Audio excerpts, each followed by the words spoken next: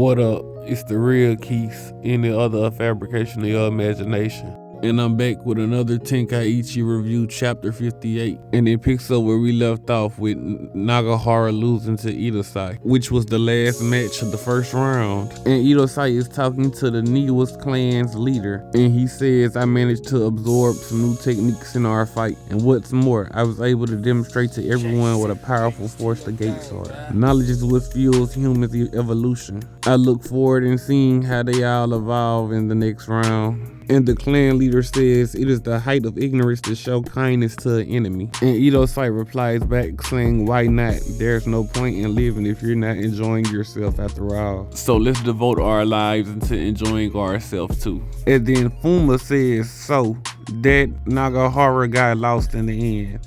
Well, this doesn't look good for me. I'm surrounded by monsters, but it's getting me kind of pumped actually. Nothing beats the thrill of a fight where death looms near. That's what Todo Seiken taught me. And we also see Mori, and he say Nobunaga-sama. Perhaps we should take our leave soon too. And he replies back, Mu-chan, I can feel the bloodlust oozing out of you. And Mori says, you know I can't help it, Takugan. I never would have dared to dream that I might one day meet someone who might very well defeat me despite my best efforts. And then they just show us all the contestants for round 2. And then it pans over to Nobunaga's castle and he tells someone to lift their heads. And it's the 8 remaining clan leaders. And they're all gathered around Nobunaga. And a few people are thinking to themselves, saying, no telling what Nobunaga-sama's thinking. What's he got in store for us this time? Father seems to be genuinely enjoying the tournament. I doubt he disrupted in any way, but could I have been mistaken? And then we see Nobunaga say, splendid battles.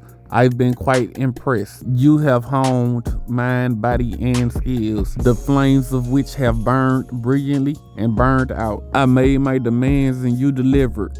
But listen, there's just one thing. My thirst is not yet quenched. I long to see stronger warriors and more fearsome battles. A fight to the death between god killers. And then he says he's giving them 6 months. And that's very hard to believe because Nobunaga doesn't even look like he's gonna make it to tomorrow. And talking about 6 months. And then he says, Daimyo, in 6 months time, you must fortify your warriors to be the strongest the world has ever seen. If you want to rule the nation, then spare no effort. Let's make this Tenkaichi tournament one for the books. And the second round will take place on January 13th, 1601. And the next morning, all of the warriors went home to prepare. And then we see Akichi say the daimyo are all heading back home. Seems Tokugawa Dono is traveling with Takigawa and Hattori. No surprises there. But what a twist scheduling the second round 6 months away. It's just the sort of thing my beloved Nobunaga-sama would do.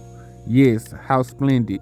With this much time to train, maybe the warriors will get strong enough to fling open the celestial gates. And with funding from the daimyo, I'm sure they'll discover some excellent training methods. Do you regret telling me about the gates, Idosai? And you know Idosai did not care. That's what he wanted to do. And Idosai says, I long to meet someone strong enough to kill me, so I welcome whatever new strength they find.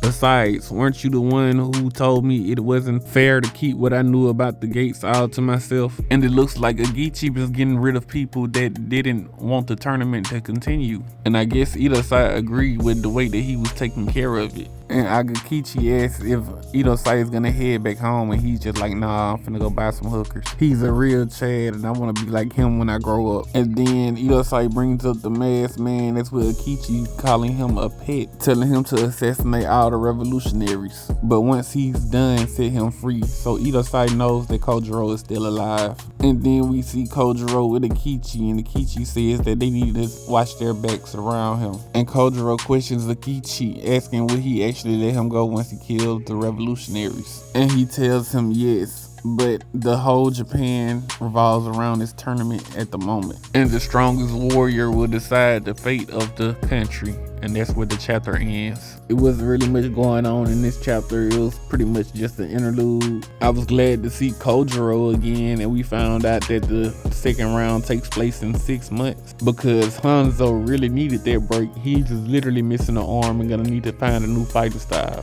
while Idosai and Mori barely took any damage at all. I'm really ready to see how the second round turns out.